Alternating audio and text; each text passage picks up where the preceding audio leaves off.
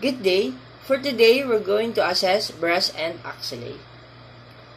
First, we need to introduce ourselves to the client. I am John Patrick Kines and I'm a student nurse. And for today, we're going to assess breast and axillae. Next is we need to wash our hand.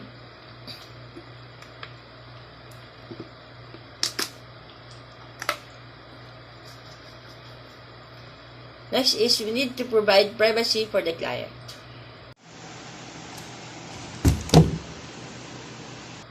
Next is we need to inquire if the client has any history of pain or tenderness of the breast. I don't feel any pain in my breast. I don't have also a family history of breast cancer, and I don't take any medication or oral contraceptives. In assessing our breast, first that we need to do is we need to inspect the size, the symmetry, and the contour or shape of our breast. So, my breasts are symmetrical and the size are also symmetrical. If we have a female client, if they have a menstruation, their breasts are larger than the normal one. Next is we need to inspect the skin of the breast for any localized discoloration or hyperpigmentation. So for my skin, the skin of my breast is just uniform in color. Next is we need to emphasize for any retraction for having the client first raise their arms above their head. Next is push their hands together with elbow fixed. And last is press the hands down to their hips. Okay, so next is we need to inspect for the areola for its size, shape, and color. So for my areola, its shape is oval and its color is light brown or brown. And next is we need to inspect for the nipple for its size, shape, and position. So its position is the same, symmetrical, and for its shape is round. Next is we're going to palpate the axilla, the subclavicular, and the supraclavicular line with the client abducted and supported in the nurse's forearm. So, next is we're going to palpate the edge of the pectoral muscle, greater pectoral muscle.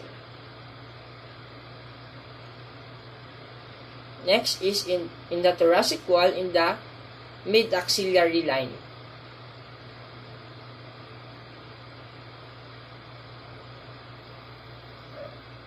Next is in the upper part of the humerus.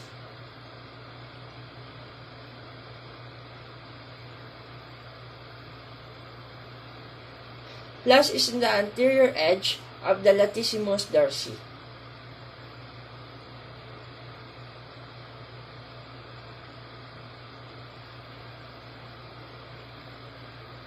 So, I don't find any tenderness and masses. Next is we're going to palpate the breast for the masses, tenderness, and any discharge from the nipples. So, in palpating the breast, it is generally performed in a supine position. So, what am I doing now is a concentric circle.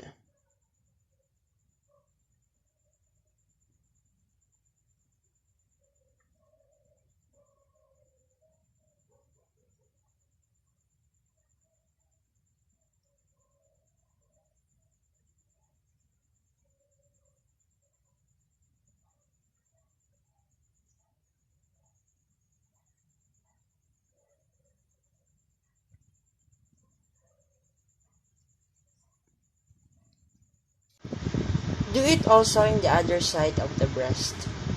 So I don't feel any tenderness and masses in our palpation in our breast.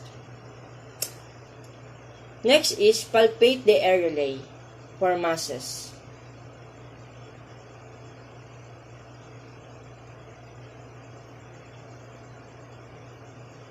And compress the nipple to determine if there are any discharge present. And if there are any discharge present, milk the breast to determine the discharge producing lobes. Next is, if the client wishes, teach the client the techniques for the breast self-examination. And lastly, document the findings.